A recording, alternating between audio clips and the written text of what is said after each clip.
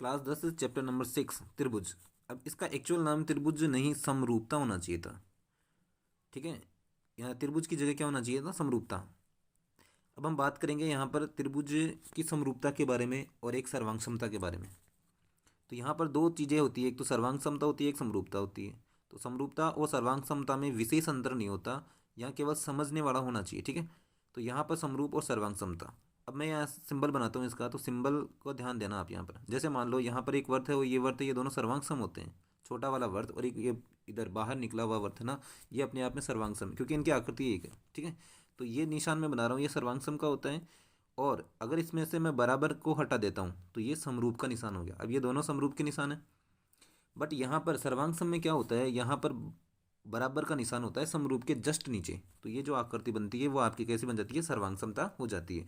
यानी कि संगत कोण बराबर होते हैं और भुजाएं समानुपाती हो जाए तो समरूप हो जाता है, और अगर भुजाएं बराबर है तो आपके सर्वांग समता हो जाएगा। ठीक है, तो हम आगे बात करें तो यहाँ पर देखो, एक तो बड़ा वर्त है और एक छोटा वर्त है, तो बड़ा बड़ा वर्त छोटे वर्त के समरूप होगा। अब यहाँ पे क्या करते हैं हम, जो छोटा वर्त है और ये समान, ये एस यानी कि असमान त्रिज्या है यहाँ पर, इसलिए यहाँ पर ये क्या हुआ, समरूप हो गया। अगर समान त्रिज्याएं होती तो ये सर्वांग सम हो जाता। ठीक है, अब बात करें यहाँ पर, तो ये समरूप दर्शाने के लिए क्या करना पड़ता है, कोण बराबर और भुजाएं समानुपाती करनी पड़ती है। कोण बराबर भुजाएं समानुपाती हो तो आपके दोनों आकृतियाँ क्या हो जाती है, समरूप हो जाती है। अब यहाँ पर हम एक नंबर आकृति दे देते हैं, वर्त। वर्त हमेशा क्या होता है, वर्त हमेशा समरूप होता है। कोई सा भी वर्त हो, अगर समान त्रिज्या है तो सर्वांग सम होगा, अगर असमान त्रिज्या है तो वो हमेशा क्या होगा, समरूप होगा। ठीक है, कभी क्वेश्चन में आए तो समरूप करने की आवश्यकता नहीं है। आकृति नंबर 2, वर्ग ऐसी आकृति है जो सदैव क्या होती है, समरूप होती है, क्योंकि इसमें सभी भुजाएं क्या होती है, आपके बराबर होती है, और कोण भी क्या होते हैं, बराबर होते हैं। ठीक है, यानी कि जैसे कि बात करें हम आकृति नंबर 3 की, तो ये 3 आकृति है आपकी समबाहु त्रिभुज, इसमें सभी भुजाएं बराबर है। ठीक है, और साथ में यहाँ कोण बराबर है, यानी कि नियम यहाँ काम करना चाहिए, कोण बराबर भुजाएं समानुपाती। तो आपको ये 3 आकृतियाँ होनी चाहिए याद, कि कौन कौन सी आकृतियाँ सदैव समरूप रहती है, तो वर्त, वर्ग और समबाहु त्रिभुज। ठीक है, यहाँ पर हम बात करेंगे त्रिभुजों की समरूपता के बारे में केवल, है ना। वर्त और वर्ग नहीं है यहाँ पर। इस चैप्टर में आपके केवल 6 हैं जिसमें समरूप करना होगा, सर्वांग सम करना होगा। बस इन्हीं इन्हीं का हमें अध्ययन करना है। ठीक है, तो देखते हैं यहाँ समरूप आकृतियाँ कौन कौन सी होती है। तो देखो यहाँ पर ये आकृति आपकी एक बड़ी है और एक आकृति छोटी है। तो ये ध्यान रखना, छोटा बड़ा जहाँ हो तो वो हमेशा समरूप होता है, यानी कि दिखने में एक जैसा है। यहाँ पर देखो, दिखने में एक जैसा हो तो समझ जाना कि वहाँ समरूप होता है। अब इसके नियम आपको याद रखने हैं, और ये दोनों नियम आपके जरूरी है, पहला नियम और दूसरा नियम, दोनों नियम आपके आवश्यक है, ध्यान रखना। ठीक है, अगर ये दोनों नियम लगेंगे तभी ही हमारी आकृति, जो भी त्रिभुज होगा वो समरूप होगा, यानी कि उनकी संगत कोण बराबर होनी चाहिए, भुजाएं समानुपाती होनी चाहिए। ठीक है, बराबर नहीं होनी चाहिए, अगर बराबर हो गई तो वो आपके सर्वांग सम माना जाएगा। तो यहाँ पर हम, जैसे ये आकृतियाँ आपके समरूप हो रही है, वैसे ही यहाँ पर ये दोनों नियम आपके काम आने चाहिए। अब इन आकृति को देखते हैं। देखो यहाँ पर, जैसे हम बात करें यहाँ पर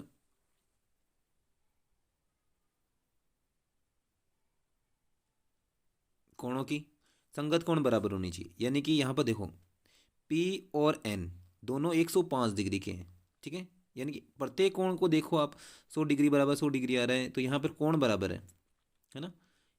ए पी के बराबर है। दूसरा नियम आपको ध्यान रखना है, यहाँ पर भुजाएं समानुपाती होनी चाहिए, यानी कि डबल होनी चाहिए।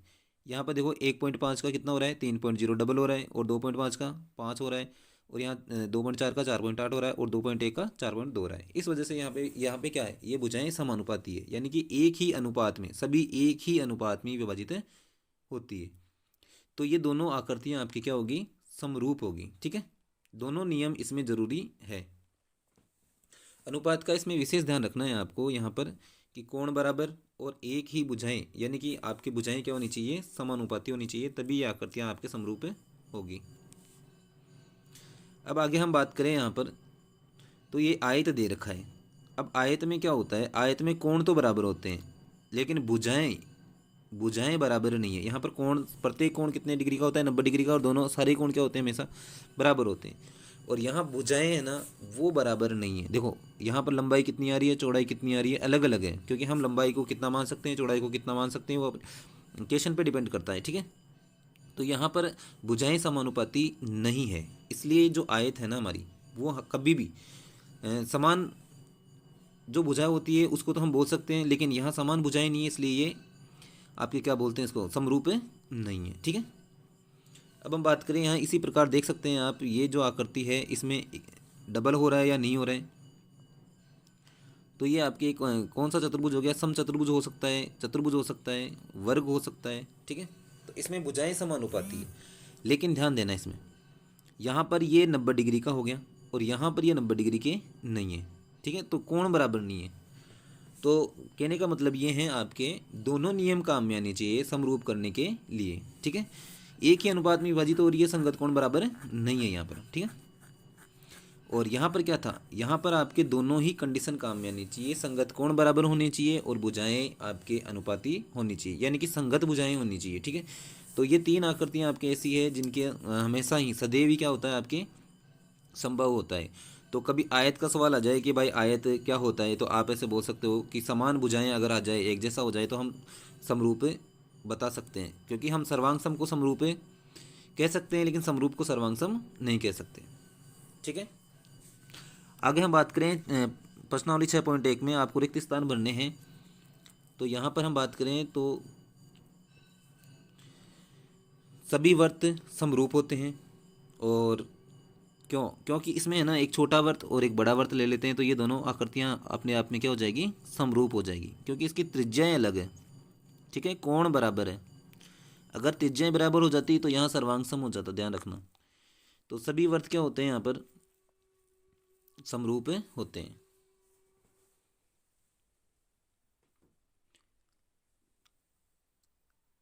नेक्स्ट क्वेश्चन है आपके यहाँ पर, सभी वर्ग होते हैं, सभी वर्ग क्या होते हैं आपके, समरूप होते हैं। मैंने आपको तीन आकृतियां बताई है अभी, सभी वर्ग समरूप।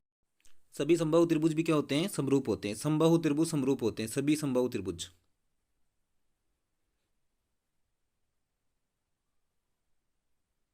जैसे वर्ग समरूप होता है, वर्त समरूप होता है, वैसे ही समबाहु त्रिभुज समरूप होता है, मैंने आपको अभी बेसिक में भी बताया था। क्वेश्चन नंबर 4 है यहाँ पर, भुजाओं की समान संख्या वाले दो बहुभुज समरूप होते हैं यदि उनके संगत कोण क्या हो, बराबर होनी चाहिए। संगत कोण बराबर होनी चाहिए और भुजाएं क्या होनी चाहिए आपके, बराबर नहीं समानुपाती होनी चाहिए। ठीक है, यहाँ समरूप के लिए बोला है, तो संगत भुजाएं समानुपाती होनी चाहिए, बराबर नहीं होनी चाहिए।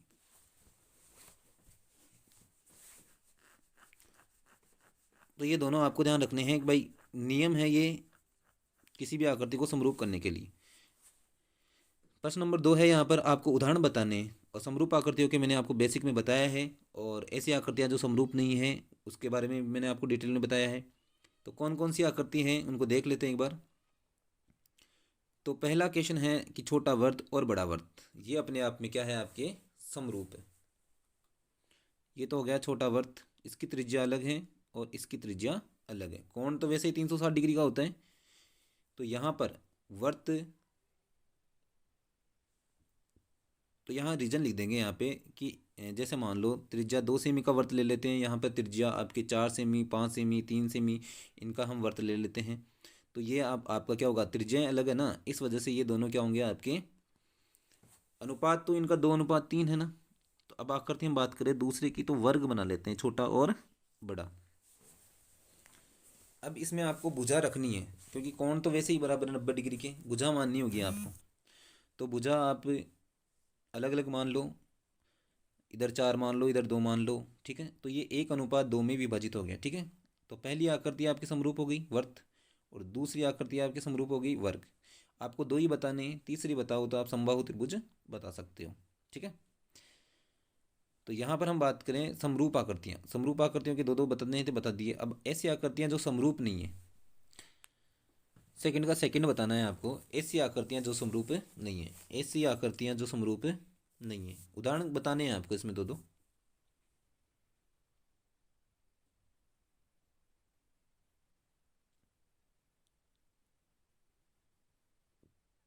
तो पहली आकृति हम ले लेते हैं वर्ग ले लेते हैं, और दूसरी आकृति ले लेते हैं आयत।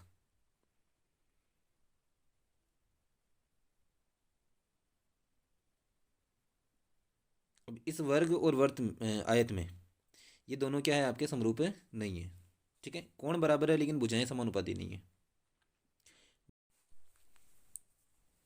देखो ये दोनों समरूप कैसे नहीं है, एक बार देख लेते हैं इनको।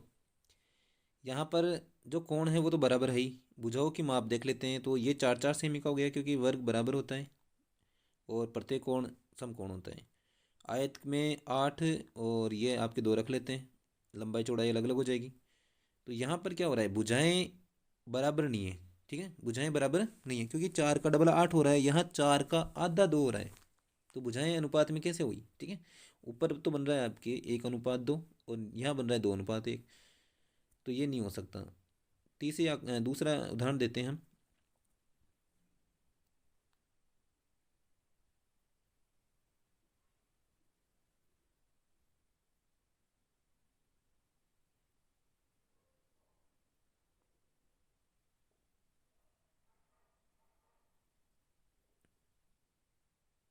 तो एक तो ले लेते हैं समबाहु त्रिभुज और दूसरा हो जाएगा आपके समद्विबाहु त्रिभुज।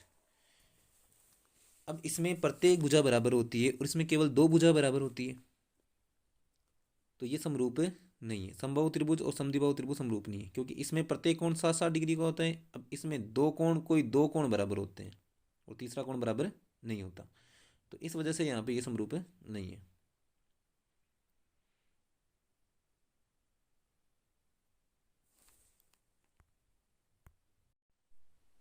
अब यहाँ पर देखते हैं प्रश्न नंबर 3 में चतुर्भुज समरूप है या नहीं, समरूप है या समरूप नहीं है। ठीक है, तो यहाँ पर आपको डायरेक्ट भी लिख देना है कि भाई कोण बराबर है या भुजाएं बराबर नहीं है या समरूप है या नहीं है ना। तो इसको करने का तरीका मैं आपको बता देता हूँ कैसे करना है।